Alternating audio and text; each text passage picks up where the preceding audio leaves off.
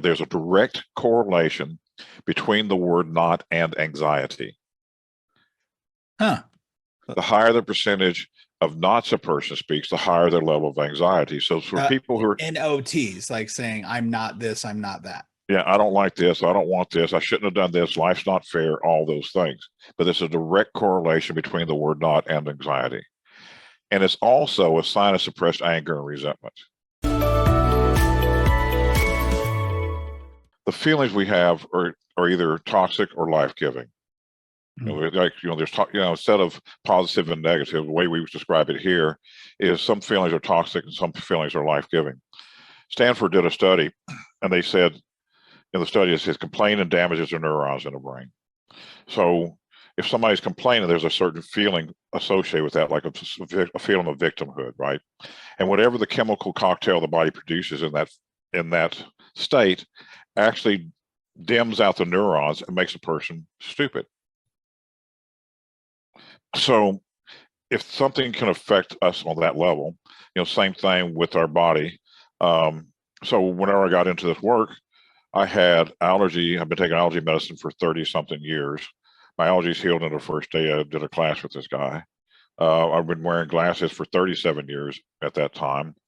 My vision healed within a week, maybe 10 days, something like that. Wow. Now I just went to when I moved to Florida, I got a new driver's license, and I could read the line below what I was required to read, which I thought was pretty good. I'm 66, almost 65 now. Wow. So, I mean, to have no... And all this coming from healing the toxicity in my body. And trauma in the body. Yes, sir.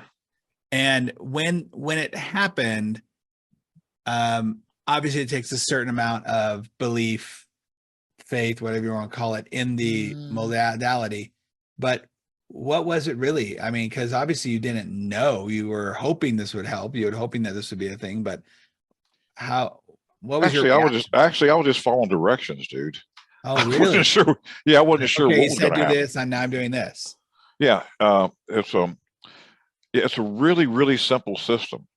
Like I said, most modalities are about thinking positive and negative. Yeah. And we're very different than that. What we do here, we do everything in actions and results. And what we do, rather than try to monitor to regulate thought, because that's like I said, it's like chasing, herding cats. Yeah. What we do is we change body chemistry, which changes brain chemistry, which changes thoughts automatically. And that process of that embodiment process changes behaviors in seconds instead of weeks. So it's not a matter of just like you said, thinking positively or affirmations or even awareness of, my childhood trauma or whatever. There's a physical aspect to it. Yeah, there's when somebody has trauma, their body goes into a sympathetic nervous system, fight or flight. Right. Most people are operating in fight or flight, even though they may have a car, they may have a business, they may have a wife. They're still in that fight or flight response, and they'll get triggered, and they'll have a reactive pattern will come through them of whatever happened to them at 3 or 4, 5, 6 years old. Right. Right. So we have a way of healing that pattern within a matter of minutes or seconds or whatever. It can take that long, can be that quick, or it may take a little bit longer, just depending on the willingness of the individual to do what we're asking. And once that pattern is healed, it's replaced with a new pattern instantaneously. And people will have new behaviors, new way of talking, new way of speaking, like instead of speaking a bunch of knots. I don't like this, I don't want this. And by the way, Dino, there's a direct correlation between the word not and anxiety. Huh.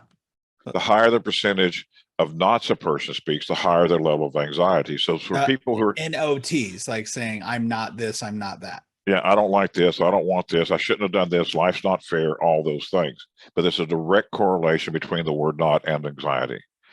And it's also a sign of suppressed anger and resentment.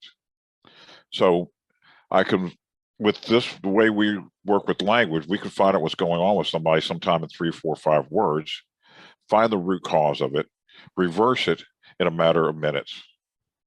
It's fascinating. dude. Wow. I mean, I've been doing this for 16 years now, and every day it's like I'm like, oh my gosh, I have the best job ever. So, because you went from being a student of this, seeing how it affected your life, and really, for Mm. lack of a better word, kind of miraculous ways, from your injuries to your sight to your allergies. And how long did it take you to decide you wanted to start learning how to do it? First class. Wow. And by the way, I'm still a student. Sure. Makes Yeah. sense. I remember reading a book. It says, to master something, stay a beginner. So Yeah. my girlfriend, I told her, if you ever hear me say I got it or I understand it, you come kick me in the jewels. And she would relish the opportunity to do I so. bet, especially on certain days, right? Yeah, totally. Wow. So let's talk through some of the kind of the actionable, when people are listening to the show and they're hearing that, obviously their first thought is like, okay, was it for a moment or whatever? Was it just belief system, whatever? Like, how does somebody listening to this kind of quantify what you went through?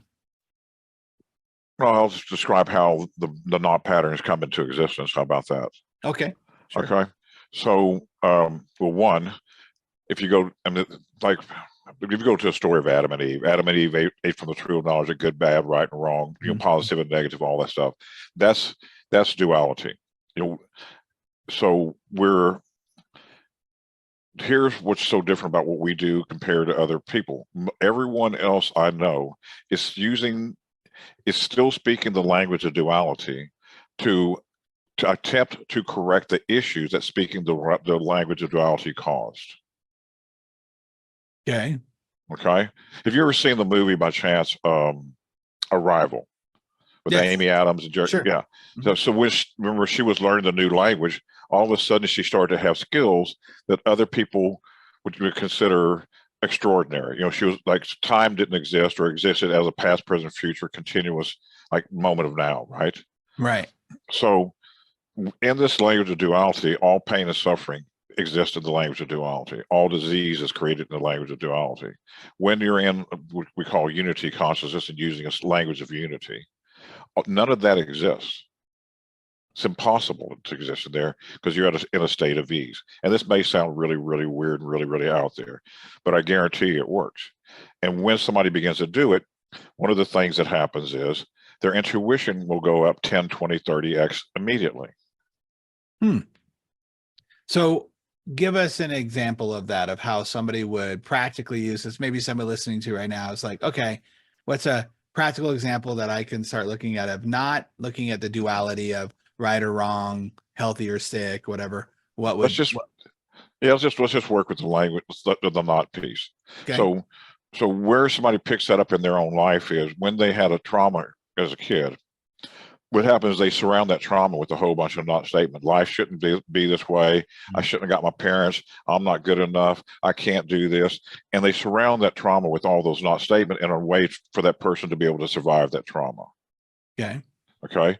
And once they go into that language of survival, in other words, duality, we're not an I am, we're an I am, not an I am not.